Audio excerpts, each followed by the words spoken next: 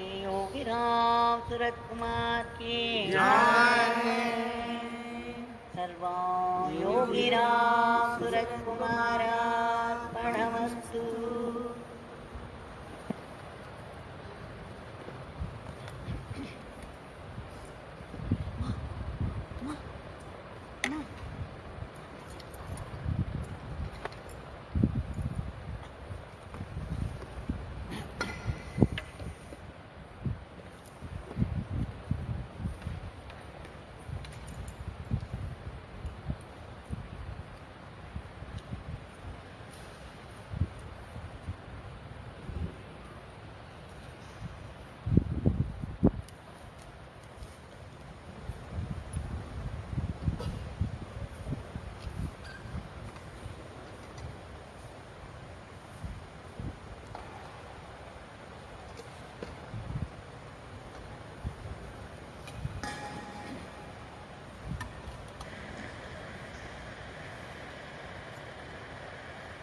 So one more session of Bhagwan's Divyanama Sankirtan.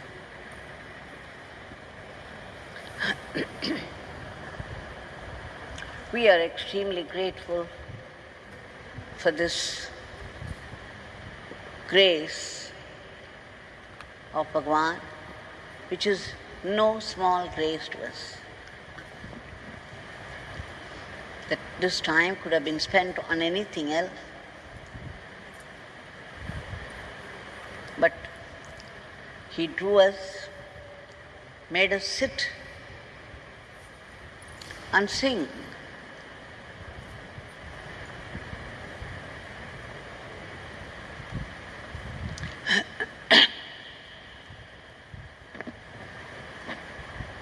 This is day after day after day. We have been singing and also praying, and then we shared the experiences which we could relive and enjoy, and made those experiences our own by reliving them. Tomorrow will be the last day for these satsangs, because it's been more than 5 months and perhaps 10 days.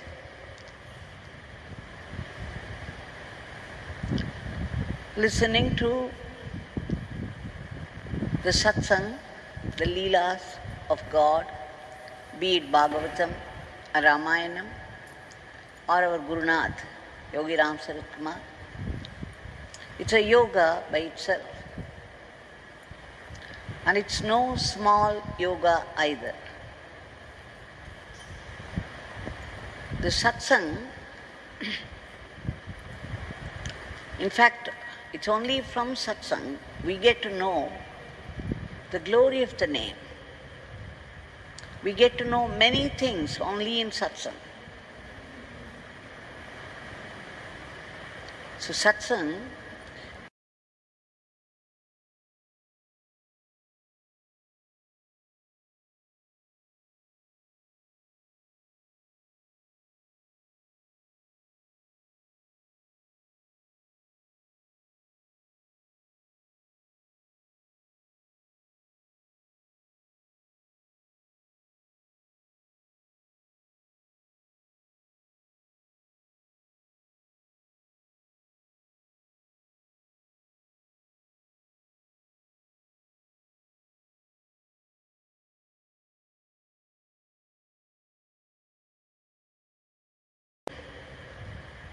we get to know many things only in Satsang. So Satsang is above all other sadhanas. And if one could listen to the Satsang with rapt attention, one indeed is doing the yoga. It's meditative and very fruitful.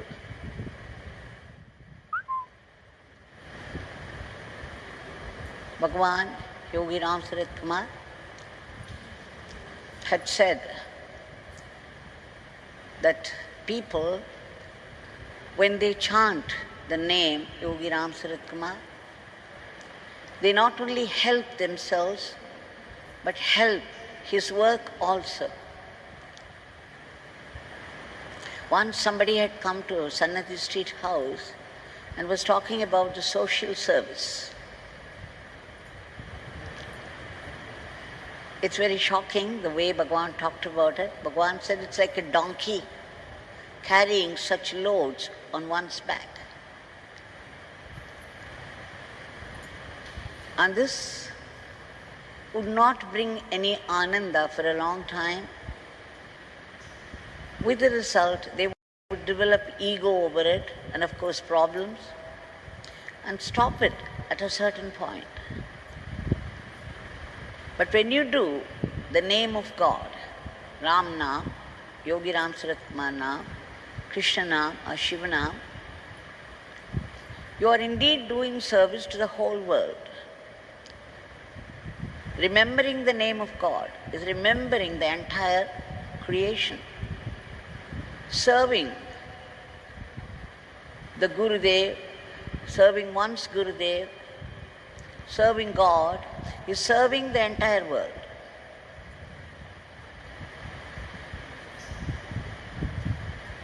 Yogiji said, his name, RamsuratKumar, when somebody asked for the meaning, RamsuratKumar. Ramsurat is the essence of Rama, the supreme power that runs the whole cosmos, the supreme power that creates, sustains and destroys. Kumar is the sun. So Ramsurat, the god, sun. Kumar is the sun, so which means God's son, God child. That is how he put us, Yogi RamsuratKumar, the God child. Then somebody asked him, what was the meaning of yogi?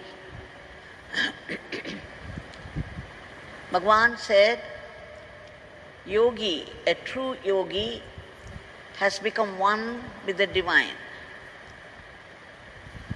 Completely, totally become one with the divine, and therefore has the powers of the divine. Just as the divine is everywhere, there is no place where it is not. There is nothing that it cannot do, and there is nothing it cannot know. He is Sarvagya, Sarvashaktiman, Sarvavyapi. These attributes are also the attributes of a yogi. Yogi who has truly become one with God is everywhere. And yogi also, unusually, a very rare moment, he was declaring wherever people would call out his name, he would rush, this beggar would rush there and help people. If 1 million people should call out the name Yogi RamsuratKumar, this beggar would rush to 1 million people at a time, would help them out of their difficulties. This beggar can change a clump of clay into the huge holy mountain Meru. He also added, for those people who chant this name, Yogi RamsuratKumar, with his power, he could convert a terrible poison, a virulent poison, into Amrita, the nectar. Such is the glory of the name. Then I asked him why he would not admit it in the public. Because he would also sometimes say, I am the cosmic controller. I run the whole cosmos. I alone exist. There is nothing else, no one else. So one day I asked him why he wouldn't admit it, the truth, to the public. He laughed and said, "No, Devaki, this beggar cannot speak that language to everyone. People would throw stones at this beggar. People would attempt to kill this beggar. People would not understand." He said, even Bhagavad Gita, it is said in the Bhagavad Gita that Bhagavad Gita should be taught only to the deserved ones, because they alone can understand what it talks about. For others, it may be a mockery. That is, they would laugh at it, they would mock at it. They wouldn't understand. For every scripture, there is an adhikari, a well-deserved one, to whom it should be taught. So he said, only to a rare few he would give his name, and to others Ram Nam and other names. Not that they are anything less, they are great by themselves, but this beggar cannot speak this language in the public. So Yogi RamsuratKumar, that is why he said, if you simply call out Yogi Ram or simply RamsuratKumar, it's not this beggar's name. It's only Yogi RamsuratKumar. That is the mantra. And when they call out Yogi RamsuratKumar, this beggar would rush to help them, to do the needful in any situation. And for those people who work for this beggar, the most difficult situation would turn into a huge blessing. All difficulties would turn into blessings. This has been his promise, his assurance.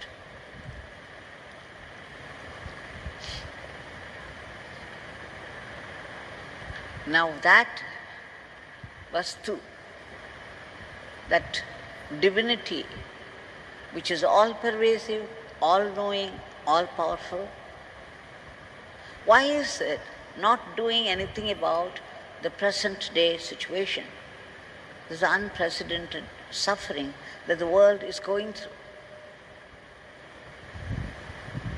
Because this itself is his plan. The divine plans everything in such a way that it would give a cleansing through the situation to those concerned. So the present day situation is for cleansing us, cleansing the entire world thoroughly.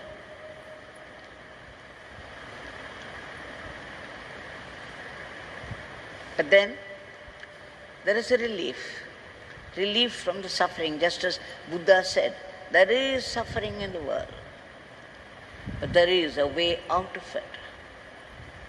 And then he prescribed the Eightfold Path. Once Bhagwan was asking somebody, can you tell me what Nirvana is?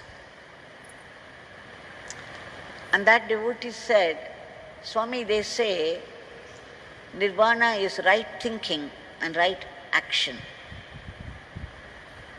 I have no idea from where he was talking, referring to which book or which guru or which doctrine.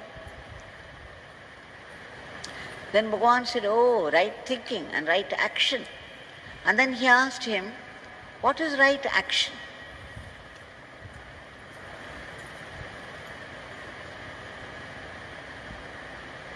There was silence. And then Bhagwan said, Nirvana, he described the ocean. He said, the ocean is vast and deep. And so many rivers come and merge with it. And they come with such force while merging. And yet, the ocean, nothing happens to the ocean. The ocean remains as before. He said Nirvana is such a state. No matter how many disturbances happen, there will be no disturbance to the mind. The mind which is merged with God. So the state of Nirvana is like the ocean. And then he went on to say, what is the right action? Again he talked about doing social service.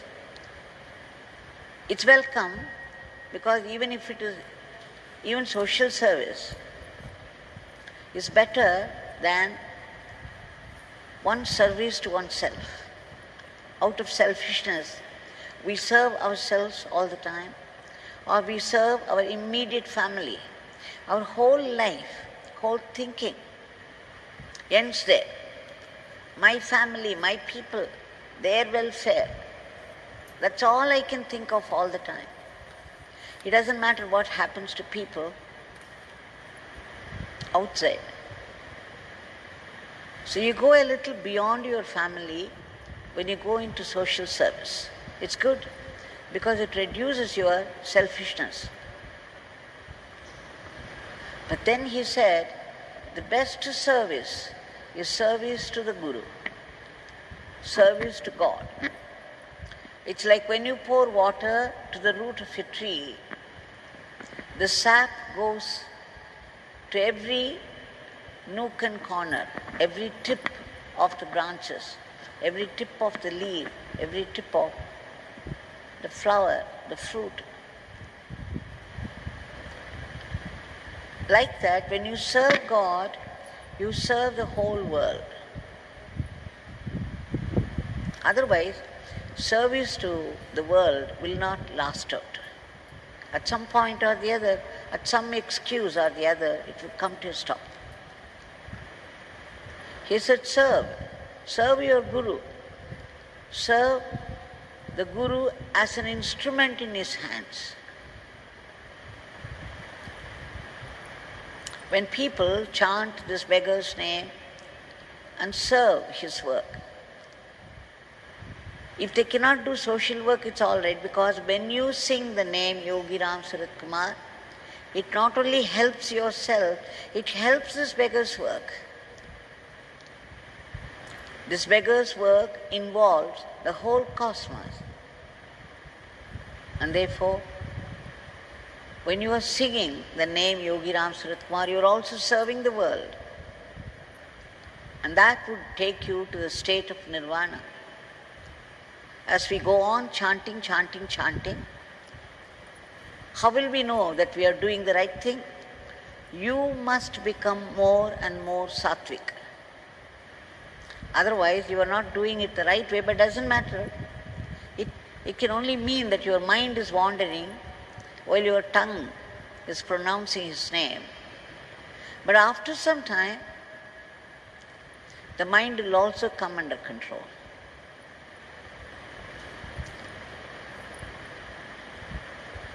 The signboard is that you become more and more sattvic.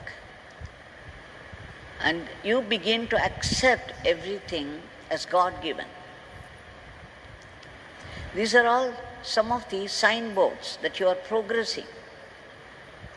If you become less angry, less fearful, less disturbed at anything, less jealous,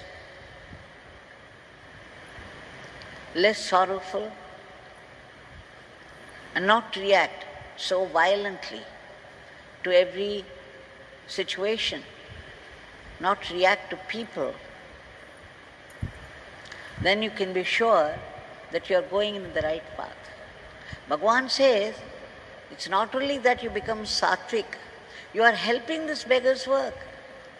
This beggar is doing a cosmic work, a tremendous cosmic work. And every Yogi RamsuratKumar Nama that you utter will go into this work, this cosmic work of this beggar. It's in that social service. It's enough.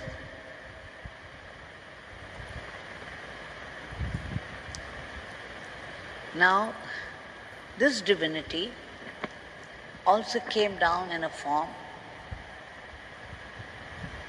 and moved with us all in a very simple way. We had easy access to him. He played with us, he played his Leelas with us. He came down to our level and made us understand what the purpose of life is. So let us see how he played his Leelas, a few glimpses.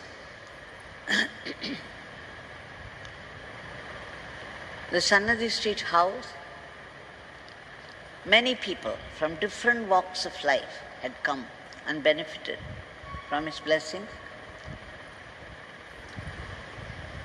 We shall see how Bhagwan enjoyed simple things like a baby, like a child. Bhagawati of Chidambaram, Professor Chockalingam from Annamalai University and his wife Bhagawati. They used to come to Sannadhi Street house. One day, that is, they chose to come on Deepavali day to have Darshan of Bhagwan. Deepavali means the light of the lamp. Its literal meaning is Deepavali, the light of a lamp, which means the light that dispels darkness. For those of us who have been with Bhagwan, who had been with Bhagwan, every day was Deepavali. We were basking in the light of the sun.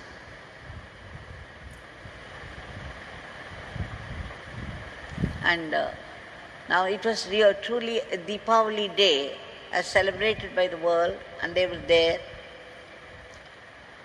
And they saw a devotee's family. Jayaraman, his father and mother were there. Father and mother, old people. Bhagwan had always respect for the father and mother because he would say they had served a sadhu for 18 years. They had given food to a sadhu Mahatma. They looked after him continuously for 18 years. So he had a special place in his heart for them. And there were varieties of snacks in front of him, which generally the Hindus make on Deepavali day. And what was more, this time Bhagawati noticed there were firecrackers also. She was wondering because she had never come across the scene before. Snacks, okay, he could eat them, at least some of it, but what would he do with all those firecrackers? She was wondering, and then Bhagwan began to take each snack in his hand and was asking for the name. What is this? What is this? What is this? And after that she was wondering what was he going to do with the firecrackers. And just when he finished with the snacks, asking about them and tasting one or two of them, when it came to this firecrackers, he just had a look at it. And suddenly, out of nowhere, a 14, 15-year-old boy stood there outside. And Bhagwan was very happy to see him. He said, "Thambi, please come in." And then he gave all those firecrackers to that boy, the teenager, and said, "This beggar would like you to do this, to fire these crackers and use this. Oh, there are varieties of this. firecrackers. He said, you can do it, you can enjoy this right outside this house. This beggar would come with you. And then he came and sat on the steps of Sannadi Street house while the boy was engaging himself, very busy with all those firecrackers, one after the other, one after the other. And Bhagwan enjoyed himself hugely. Watching this, it was a great scene for Bhagawati and her husband. This was the first time they had witnessed something like this. Bhagwan behaving like a child, enjoying all those, the display of the firecrackers.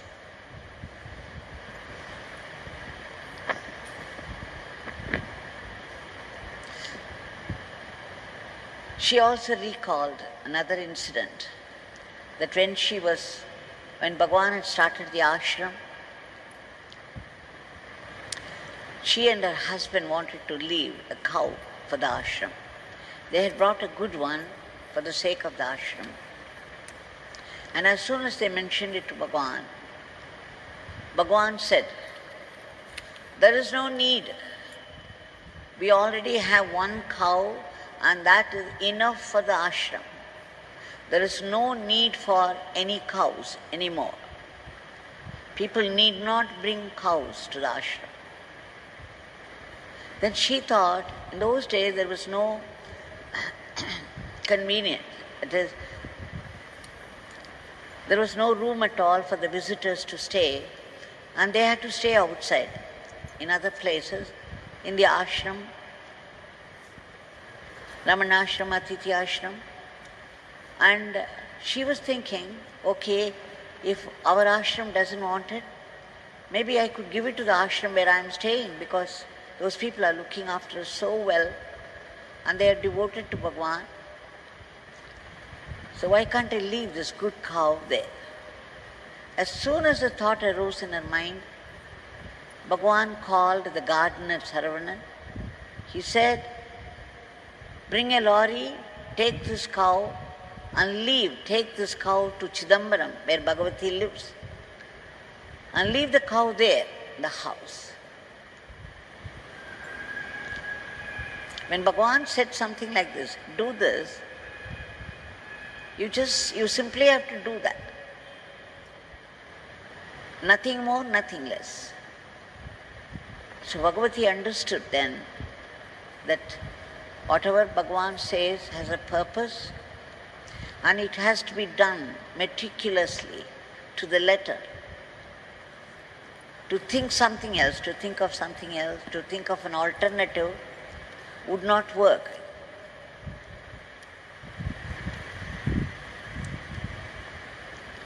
It is very true, very true. Whatever Bhagwan has said about Nama, chanting, about Father's activity, we have to do exactly the way he has instructed. Otherwise something would go wrong. Now, to substantiate this point, we shall shift once again to Sannadi Street house. It was again another Deepavali day. Jayaraman this time had come with some vadas, a special preparation meant for Deepavali. And when he and his wife came with the vada because they tasted so well. So Bhagwan opened his gate, stretched his hand for the vada. When Bhuvaneshwari, Jayaraman's wife, put it there in his hand, one fell down. She put 2 or 3 and one fell down.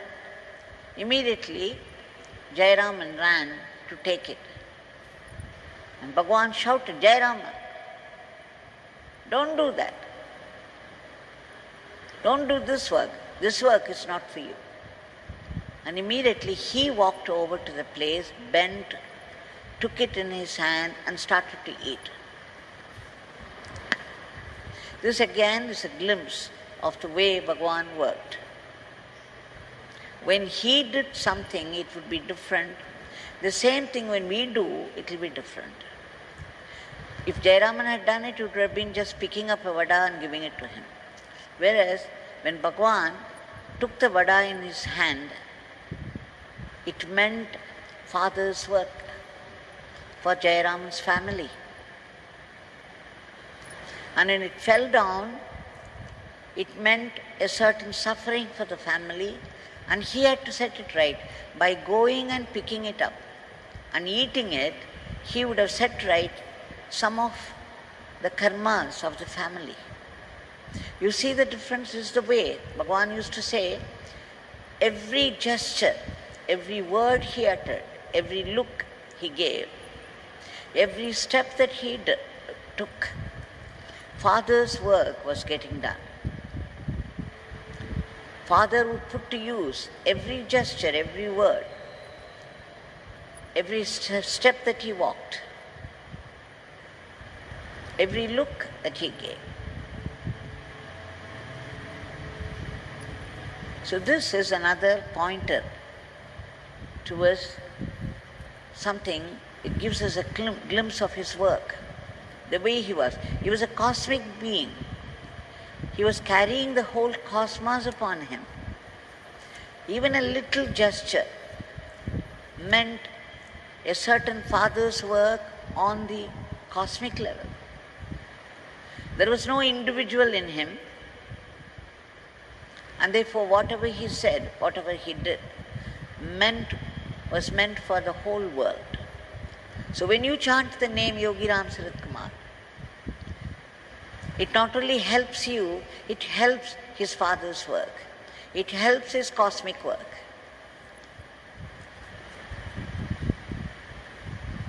Another Deepavali day, Sri Swaminathan, the devotees know him very well. He's one of the trustees of the ashram. He's been serving Bhagwan for so many years now. He and his wife, at that time, the whole family lived in Tiruvannamalai. So on Deepavali day, they packed everything in a tiffin carrier because it was a festival day and there would be special cooking. So they packed up everything in a tiffin carrier, carried it over to Bhagwan's place, Sandhya Street house. Bhagwan accepted it and kept it with him. But then one IAS officer, Chandralekha, turned up. And she had some problem which she wanted to discuss in private. And Bhagwan, when such officers at a higher level, when the higher officials come, it's a chance for Bhagwan to do his father's work through them. So he would pay special attention to them, and he would look into their problems, and he would do his father's work in a larger way. So he took her inside, and Swaminathan and his daughter, Lalita was a young girl. She was a small girl at the time. So they had gone together. They had carried the festival food. So they were waiting, whereas Bhagwan closed the door and was doing his father's work. He was talking to Chandralekha, the IAS officer, listening to all those problems, and was blessing her. It took quite some time for him. And by the time she went away, it was about 2 o'clock in the afternoon. So he told Swaminathan, Swaminatha, this beggar doesn't feel like eating now. This beggar has done a lot of father's work. But he will definitely take it. He has accepted it. He will definitely take it. But you do one thing for this beggar. You take this tiffin carrier with the banana leaf, everything. Take it to your house, keep it in front of this beggar's photo. And do not touch it, do not change anything, do not add anything, do not take away anything. Just leave it as it is in front of this beggar's photo. Bring it back at 7 o'clock in the evening. And of course, Swaminathan took that. He and his wife and the child, they went there with that. And they say that when he opened, everything was as fresh as it was in the morning. They observed all those instructions that he gave. With the result, the food in the carrier was just as fresh as it was in the morning. Even the curd did not turn sour. So he ate it, he relished the food, and they left something as prasad. Again, we get a glimpse here. If you follow the instructions given by him exactly the way he said it, exactly the way he expected, you just see the freshness of the food. It did not go waste. It did not get spoiled. And what was more, in that, a tremendous work would have been done by him, his father's work, cosmic work. On the outside, it looks like, it looks like a very simple gesture. You take some food for a Mahatma, he accepts and eats. But it's not simply that. There is so much of cosmic work involved in that. So much of your own welfare, the welfare of the family that took the food, plus the welfare of the whole cosmos. Bhagwan said, beggar cannot do any small work. When he blesses somebody in a certain situation, the blessings would go to all those people in similar situations. In fact, now I remember, after my narration of a girl who had to be married, so Bhagwan suggested, you feed a cow with banana. And then she got married. So after I narrated it, there were 2 or 3 people who tried it, and their marriage got fixed, and they informed me that this instruction of Bhagwan is still working. So you see, whatever he did, it was always for the entire cosmos. And such a huge divinity enjoyed himself like a child on Deepavali days. Swaminathan reported that the previous day, he and his daughter, a small girl, Lalita, they had gone to Bhagwan's place with chapati, some food for the night. Then Bhagwan took them inside, and there was a parcel of firecrackers. Immediately after seeing Lalita, he opened the package, and then took out those I do not know what you call that. We call it matapu. That is, there will be many, many sparks. Once you light it, there will be some packing, chemical packing, on a small metal wire, and if you light it, there will be many, many sparks. The sparks would be a beautiful display of sparks. So he took them, they went to the back side of the house, and Bhagwan sat like another girl.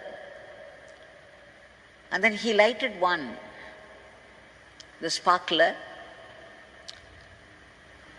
He enjoyed looking at it, and then immediately he called Swaminathan to light another one and give it to his daughter.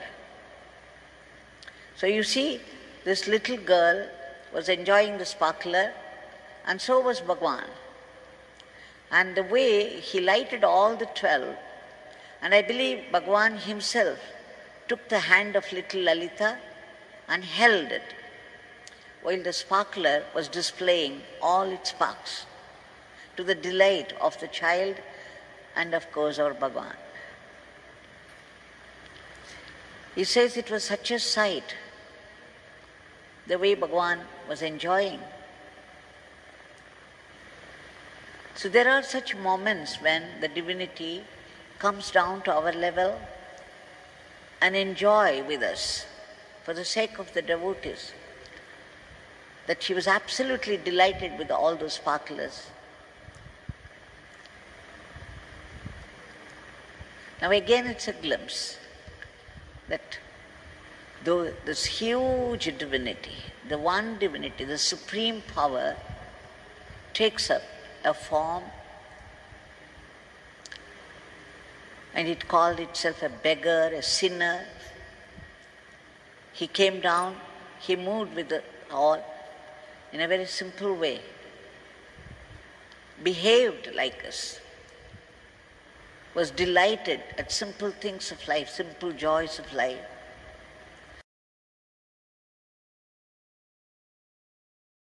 At the same time, unknown to us, unseen by us, a tremendous cosmic work was going on. It's still going on, because Bhagwan said, after this beggar drops his body, he can do much better work. He has left behind his name. His name is he himself. The minute you call out, the minute you connect with the name, you call out Yogi RamsuratKumar, you are connecting with the presence of Yogi RamsuratKumar. You may not be aware of the presence, but the presence is aware of you. You have woken in. He is sleeping inside, now behaved like us, was delighted at simple things of life, simple joys of life. At the same time, unknown to us, unseen by us, a tremendous cosmic work was going on. It's still going on, because Bhagwan said, after this beggar drops his body, he can do much better work. He has left behind his name. His name is he himself. The minute you call out, the minute you connect with the name, you call out Yogi RamsuratKumar, you are connecting with the presence of Yogi RamsuratKumar. You may not be aware of the presence, but the presence is aware of you. You have woken in. He is sleeping inside. Now, by calling out his name, by singing his name, you wake him up. And the presence comes alive, and the presence knows you and your problems. You may not be aware of the presence. You may even think this Nama chanting is very boring. But you have woken up the divine in you, and the divine is aware of your problems, your condition. And help would come, guidance would come, protection will come. Now this divinity, with all its power, is here before us.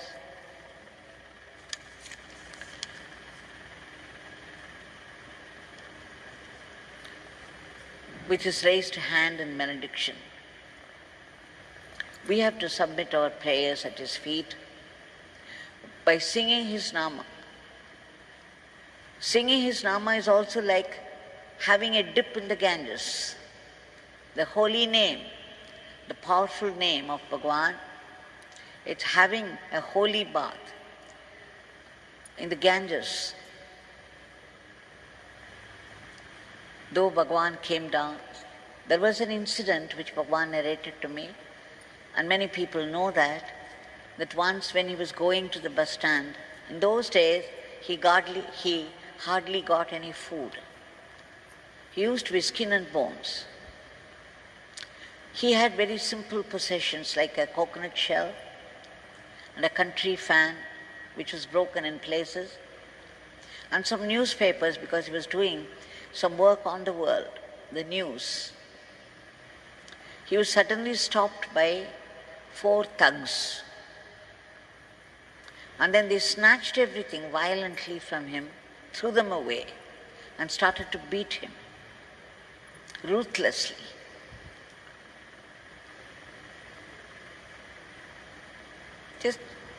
Just imagine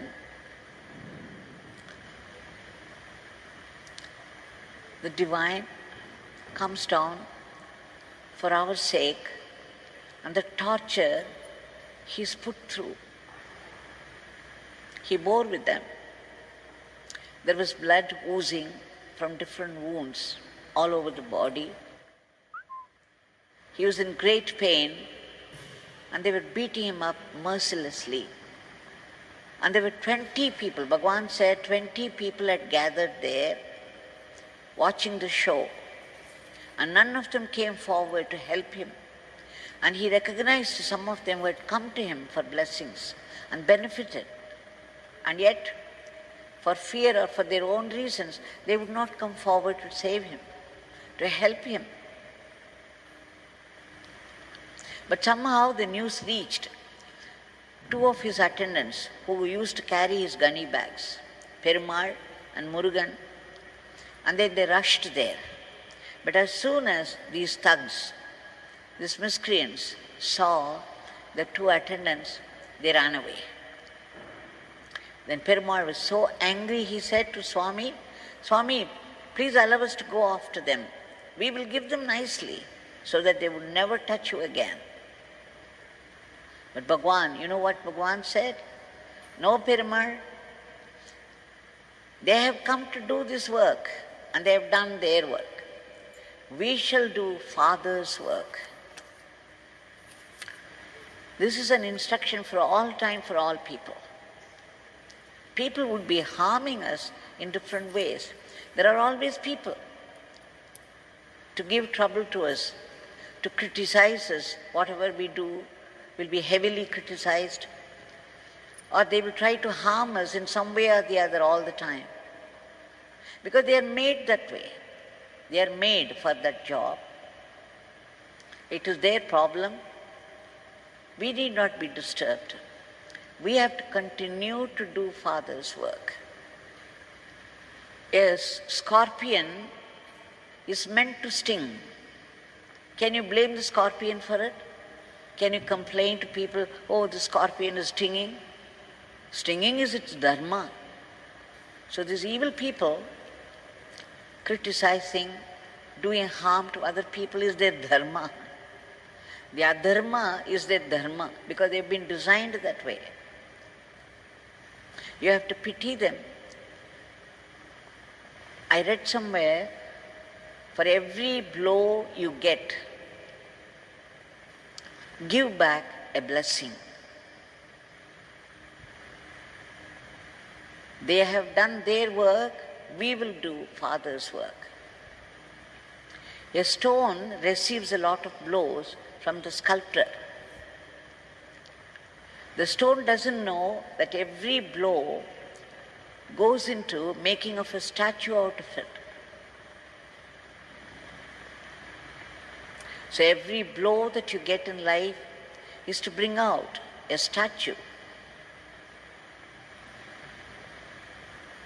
So remembering this, we shall understand that all the sufferings given to us. See, Yogiji was no exception. He was God himself. He had all the power of God. He could go anywhere. He could go to Alaska, Argentina, Australia, any place, and that people have been reporting how they benefit from his name. Even now, many, many people. When they come here, they have many stories to tell us how the Nama has helped. So he had all the power of God, and yet he was put to torture. He was no exception to suffering. So where are we then? When a Murti like Bhagwan should suffer, when Rama suffered, Krishna suffered, Mahatma Gandhi suffered, Nityananda of Ganeshpuri.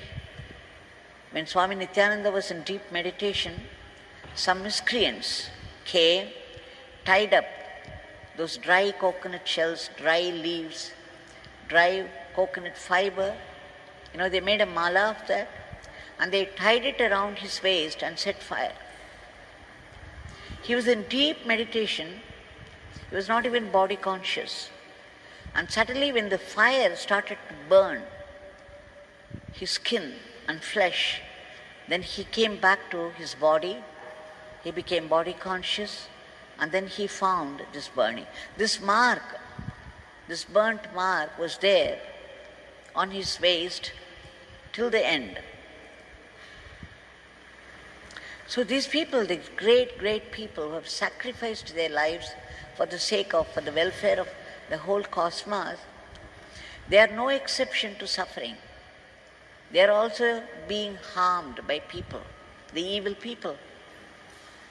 But they say, it's okay, let them do it. They have come to do that. But we shall do Father's work. And what is Father's work as far as we are concerned? Chanting His name and offering all our activities at His feet. Acting everyday life, living our everyday life as an instrument in His hands. He is the real doer. Since we have the ego, we think that we are doing everything. It's okay, there's nothing wrong about it. It's very natural because God Himself has put the ego there. So the ego thinks that I am doing it, that's okay.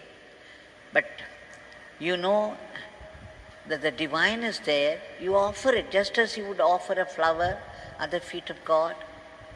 It's very easy to pluck a flower and offer it at the feet. But you offer all your activities at His feet. It is the real puja. So let us live our lives as instruments in His hand.